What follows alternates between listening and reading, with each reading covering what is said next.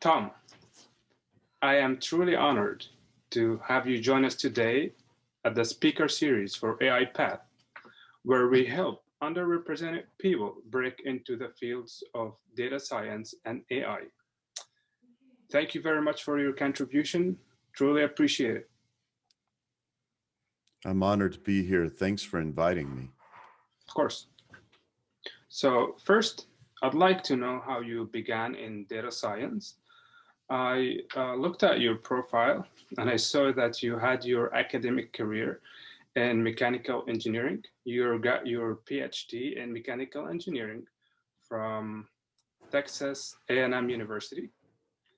You had many job titles, including R&D engineer.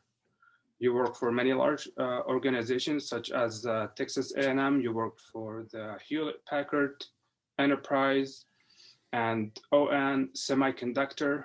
You had more than 26 US patents under your belt. You started a company to educate and mentor data scientists, and now you are the lead data scientist at UL. So it's very distinguished, very impressive career. Uh, and first question, I want to know, like, what's your story in data science? When did you start doing data science, and what compelled you to do so? Can you tell me a little bit about this, please? Yes, and this is always a little bit comical, not intentionally, but just in reality. Um, I think there's a bit of a misnomer sometimes because when I first started learning data science wasn't a term. Hmm. Um, I had to kind of think back to, well, when did I really first start learning data science? And quite frankly, it was the first time I did a least squares fit of data in a physics lab in 1980. And I Wow. remember working through it by hand and being in love. I thought, this is so cool that you can minimize the error through a field of dots that represent data and make sure that line is the best fit through all those dots. Hmm. But anytime a lot of engineers do what we would call predictive modeling, Right. and when they are doing that, some of it is much of it is physics based, but frequently the models get too complicated and we have to just fit data. And so what many people call data science, we would have called empirical modeling.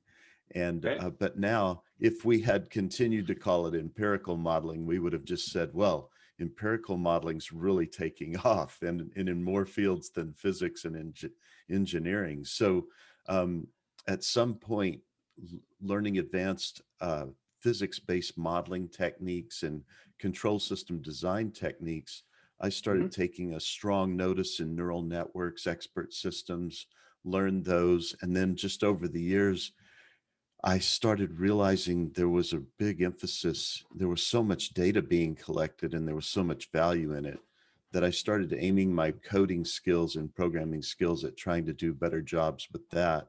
And as I was mentoring graduate students in the companies I was working at that were seeking their advanced degrees, I started just coaching them on principles like, hey, there's no free lunch here. Why are you only looking at linear regression, et cetera? And but just it's really hard keeping up in the field. You have to be a passionate learner, really want to keep up with all the techniques, and you can't keep up with all of them. But as I coach my mentees, Uh-huh. I just tell them, hey, focus on the concepts because you're going to forget these details from time to time.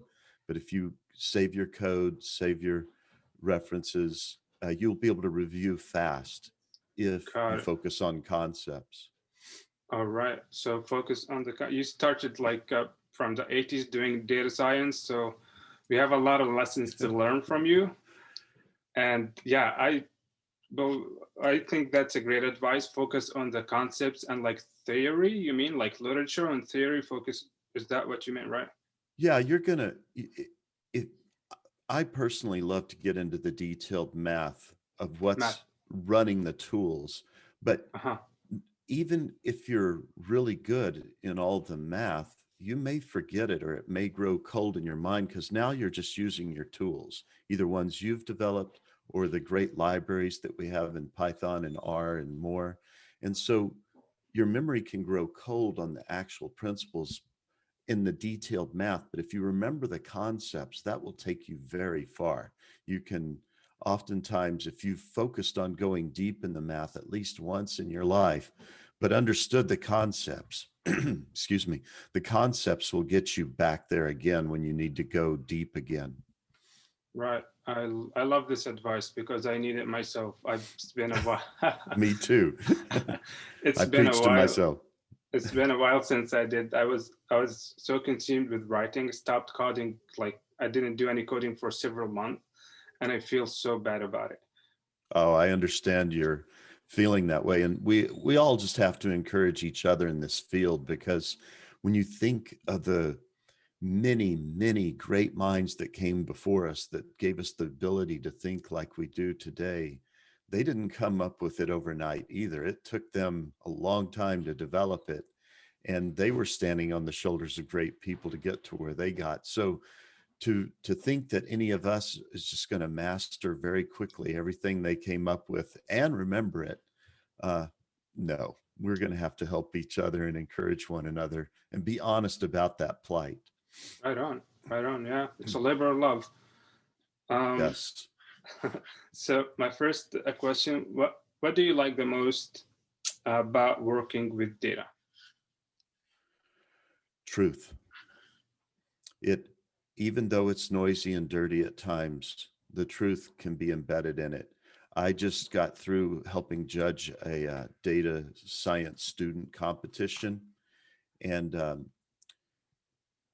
we had to remind each other, wait a minute, this is about data driven decisions. So which group really followed the principles the best to look for the truth in the data instead of just using what they thought were current best practices? And it was quite entertaining, Mohammed, because we saw that there was one group that sounded real good, but they hadn't really done a good job proving what they were saying from the data. And it was actually counter. The groups were counter. So you could see that in this particular case, it was very interesting. The truth came out different than what the current best thinking was in this area. And so it was counterintuitive, but it revealed some truths that we wouldn't otherwise have seen by having a data centric focus on the approach. All right, I love that answer. Data can definitely tell us a lot of truth that we never knew before, right? Absolutely. Yeah. Um, It's especially instructive when it goes against our intuition. But we have to be open too, Mohammed, because let's remind each other, our data is usually sampled, and sampling has inherent bias. That's why we does keep collecting more and more data, so we approach the central limit theorem and we can have more confidence that, okay, now we're indeed getting at a less and less biased reality of what we're trying to predict or what we're trying to see with the data. um, what are your day-to-day modeling related activities? So I'm working on a big, complicated project, and as typical, it was more complicated than I originally anticipated. I'm doing the work of my life. It's exciting. I'm making great progress, but it never goes as fast as I want it to. So it it's a big expert system, but I pull in various types of tools to basically work the data through a pipeline so that it comes out with the answers that I need. Um, Put it in short, I'm taking PDF data in the form of technical data sheets and trying to automatically process those to speed up data entry on that particular technical data sheet style. Right. And it's very challenging. And there's some areas where I was hoping I could employ transformers. And while the transformers aren't going to help in this first generation, they at least the techniques that are being used to train transformers were very instructive in helping me go about what I'm doing wiser. And I think I might be able to improve the system with transformers in the second generation, but I, there's basically no supervised labeled training data for what I'm doing. So it's a lot of unsupervised type stuff and Oh, wow. glorified lookup machines, I like to call them. So it's probably you spend a lot of manual labor on this, like collecting, reading in the data, and like Well, rank. it's a constant effort to automate anything I'm doing, but it's a series of trying to create different types of tools to just get the job done. I'd say it's very reminiscent of what you could read about in Dennis Rothman's book, AI by Example. Got it. It's a matter of understanding, hey, machine learning doesn't always get you there all the way, and if you absolutely need more accuracy, you start pulling out all the tricks in the book and and beyond to try to Combine get that different accuracy. methods Yes, in addition to machine learning. Definitely. exactly. It's Yeah. very hybrid, very Yeah. It hybrid. doesn't do anything on its own, machine learning or AI, right? I agree. Yeah. Um, how much you work, um, like you spend on, like there's the model development, the machine learning, and there are the other steps that are related to control systems, expert systems, bigger picture like automation stuff, or whether you're delivering it to the client, like just a report. It depends. Different people have different jobs. For you, what is it like? What are the final steps, and how long does it take? Is it longer for the model building, or is it longer for these final steps? Yeah. In I would say our predictions on at least 80% cleaning and conditioning and formatting the data, and then 20% the modeling. I would say that's very accurate. Um, I like the way, I can't remember his name, forgive me, but I remember it was a LinkedIn post where he was saying, yeah, but there's a lot of just coding unique things um, and dealing with those types of things. I went, that's so true. That's something we don't put in that 80-20 approximation to machine learning engineering. Coding. And it's really, you're doing a lot of clever things in your main coding language, really is what it comes Code. down to. And when young data scientists ask me, what should I really focus on getting good at, here in the beginning? Well, unfortunately, to get through the interviews, you have to know at least a modicum of data science theory, and in some cases, you need to be good in a code screening interview. But I would say that code screening part comes around to, you need to just always be trying to be better and more efficient in your primary coding language. And for me, that's Python. Right on. Um, what is the part that you like the least about working with data? I think and it's kind of a good thing. You can feel siloed. You can be working days, weeks on just getting the next solution in the pipeline to make this big thing work that you're working on. Even if you're part of a team, it can just get a little lonely. And I found that, okay, this is impractical. I need to get up, talk to my buddy, get on a Zoom call with someone else, and really talk through my problems occasionally. And just having a great network, a great community like I do now has been super helpful that way. That's such a great advice. I love talking to, like, I work best when I have a mentor or someone who's listening to my problem and giving me direction, like do this or do that, or like validating my ideas sometimes. Yeah, exactly. And while I'm friends with greats like Dennis Rothman and Marcin Bairds, I'm friends with Guy Sankari, my co-author we're co-authoring a book together for PAC that we had signed a contract for. And it's great because I was born and raised in Dallas, Texas, and I'm almost 60. He's young enough to be my son, but I just think he's brilliant. He's very active in the community, but he was born in Syria and he's Muslim and I'm Catholic. And yet we are brothers. We Wow. love talking, but it's because of our unique perspectives from our the way we were raised, the way we live, and but then we even our practice in data science is a little unique to each other, and we're constantly learning new perspectives from each other, and I love that, and I sense that he really values that relationship too. That's just one example. Building that community or being part of a community is so powerful. Agree, totally agree. Um, so I guess that you're mentoring a lot of data scientists, and I'd like you to give us an advice for someone who is starting out fresh. They want to become a data scientist. They love math, statistics, whatever, and they want to get into data science. Like, what should they do? We actually even we in this particular sense, I have a lot of non-legal kids. I don't mean illegal, non-legal.